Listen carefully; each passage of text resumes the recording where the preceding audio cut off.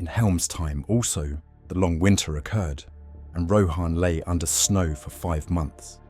Both the Rohirrim and their foes suffered grievously in the cold, and in the end, Helm's enemies perished in the winter. The words of Tolkien echo like a lament through the halls of time, painting a picture of Rohan under siege, not from sword or spear, but from the cruel and unyielding hand of nature itself. The long winter had descended upon Middle-earth, a relentless force of frost and despair, blanketing the fields and hills of the Riddermark in an unforgiving shroud of ice. Crops withered beneath snowdrifts, rivers froze solid, and the proud Rohirrim found themselves brought low, fighting not just for their freedom, but for survival. Imagine the howling wind tearing through the golden hall of Meduseld, its icy fingers creeping into every corner of the land. The plains of Rohan, once teeming with life and song, became a desolate expanse of deathly silence. For 5 long months, the sun seemed to vanish from the world, leaving the people of Rohan trapped in a nightmare that would test even the strongest hearts. Yet, the long winter was not merely an act of nature. It came at the worst possible time for the Horse Lords. Their enemies, the Dunlendings, saw the cold as an ally and struck with a vengeance. Under the leadership of Wulf, a man driven by hatred for the people of Rohan, the Dunlendings invaded the weakened kingdom, exploiting its suffering. Villages burned and the once proud banners of Rohan were torn down as Wulf declared himself king. Where were the riders of the Mark? Scattered and broken, many sought refuge in Helm's Deep, the great mountain fortress that would become both their sanctuary and their prison. The people, once resilient and proud, were reduced to shadows of themselves. Hunger gnawed at their bellies, and frostbite claimed fingers and toes as the relentless cold seeped into their bones. The children's cries for food were met with silence, for even the stores of grain had been exhausted. The mighty herds of Rohan's horses, the lifeblood of their people, were slaughtered in desperation, their flesh a grim offering to stave off starvation. The heart of Rohan faltered, yet it did not break. For even as despair tightened its grip, whispers of hope lingered. Helm Hammerhand, the king of the Riddermark, stood as an unyielding symbol of defiance. His name carried weight, not just for his strength in battle, but for his resolve in the face of insurmountable odds. It was said that Helm's fists were as deadly as any blade, and in the depths of winter, his spirit burned brighter than the sun itself. But hope was fragile, like a single ember in a storm.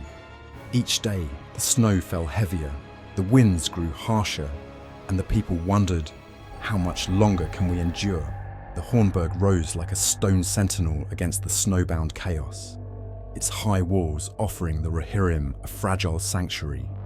Yet, even within this fortress, the people faced not comfort, but the unrelenting siege of hunger, cold, and despair. The long winter showed no mercy, and the Dunlendings outside the walls knew it.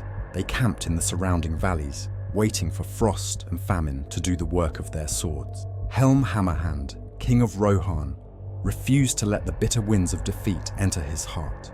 His name carried with it tales of strength unmatched, stories whispered by his people in the dark hours of the night. They called him Hammerhand, not just for his mighty fists, but for his indomitable spirit. Yet even legends have their limits. The toll of leadership weighed heavily on Helm as he watched his people grow thinner and weaker with each passing day.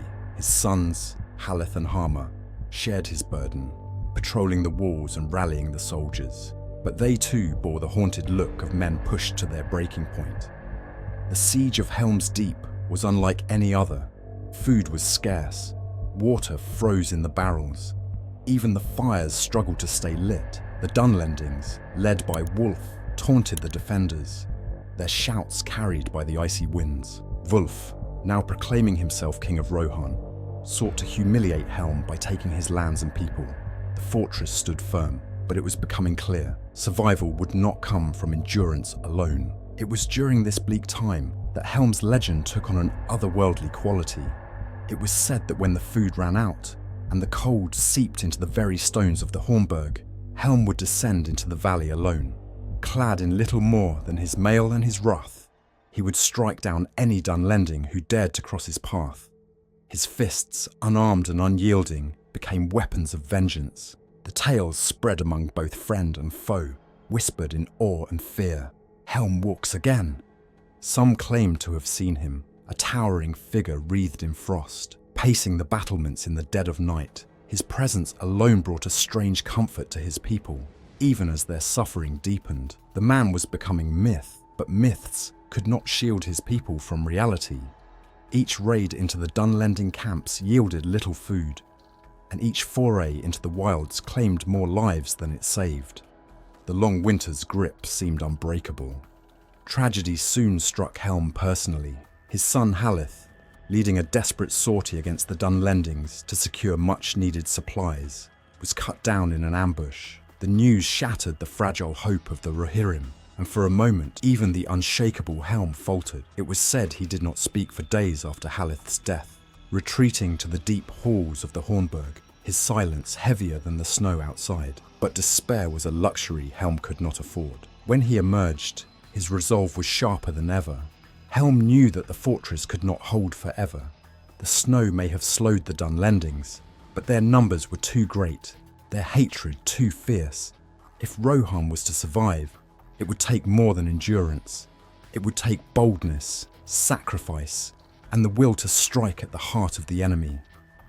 Helm's people, though battered and starved, began to rally once more. The sight of their king walking among them, his frostbitten hands clasping the shoulders of the weak, reminded them of who they were. They were the Rohirrim, a people who would not bow, not even to the fury of nature itself. As the long winter dragged on, Helm's determination became a lifeline for his people.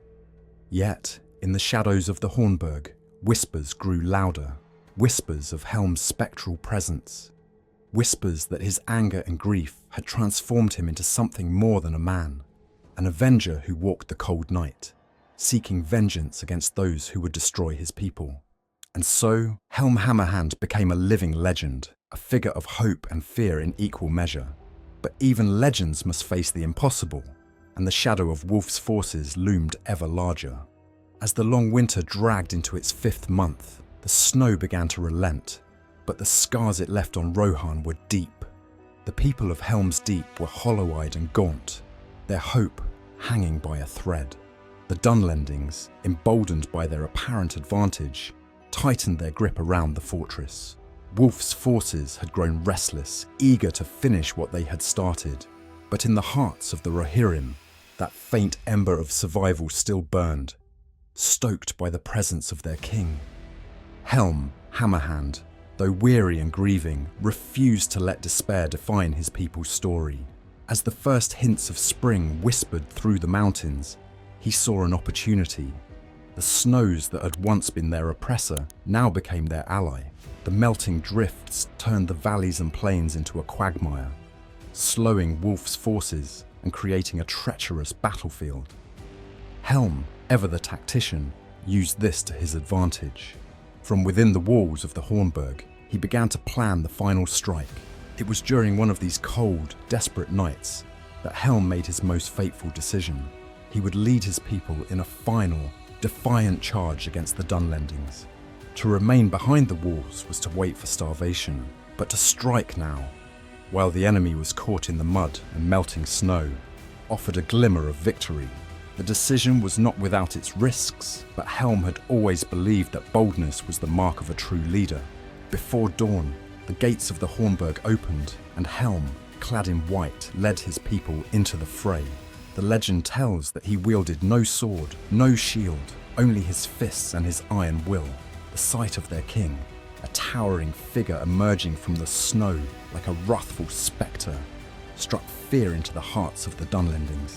"Helm walks," they whispered, their resolve faltering as the fury of the Rohirrim fell upon them. The battle was fierce and bloody. The Dunlendings fought with the desperation of those who knew they would never see victory again. But the Rohirrim, hardened by months of suffering and driven by the unyielding strength of their king, pressed forward. The tide began to turn. Wulf, who had proclaimed himself the king of Rohan, was slain in the melee. his ambitions buried alongside him in the muddy fields of the Riddermark. By day's end, the Dunlendings had broken, retreating into the wilderness. The victory was not without cost. Many brave souls were lost, and the land itself bore the scars of war and winter. But Rohan had survived. The people of Helm's Deep emerged from their fortress battered but unbroken, carrying with them the memory of their king's defiance and the hope of rebuilding their shattered home. Yet, Helm Hammerhand did not live to see the spring. The stories say that he died upon the battlefield, his body frozen in the cold, standing upright like a statue of unyielding stone. Some claimed it was his grief for his sons that finally broke him. Others believed it was the toll of his many battles. Whatever the truth, his death marked the end of an era, but his legacy endured. Helm's name would be remembered for generations. The stronghold of the Hornburg, where his people had found refuge, was renamed Helm's Deep in his honour. The mountain beside it became known as the Horn of Helm, a silent testament to his strength and sacrifice. His legend, that of a king who became a spectral guardian, grew in the telling. It was said that in times of great need, Helm's spirit could still be felt, pacing the battlements, watching over his people. In the aftermath of the long winter, Rohan began to rebuild. The fields, once buried under snow, grew green again. The herds returned, and the people of the Mark regained their strength. But the memory of that dark time lingered, a reminder of the cost of survival and the resilience of the human spirit. Helm Hammerhand's story is not just one of war and survival. It is a story of leadership in the face of despair, of sacrifice for the greater good, and of a people who refuse to be broken by the weight of adversity. In Helm's unyielding defiance, the Rohirrim found the strength to endure. The long winter may have been a time of suffering, but it also forged the spirit of Rohan into something unbreakable. Helm Hammerhand's legacy and the resilience of his people remind us that even in the darkest winters, hope can endure and courage can triumph. If you've enjoyed this journey through Rohan's history, please remember to like this video, share it with others who love Middle-earth, and subscribe to the channel. If you feel like supporting my channel, you can.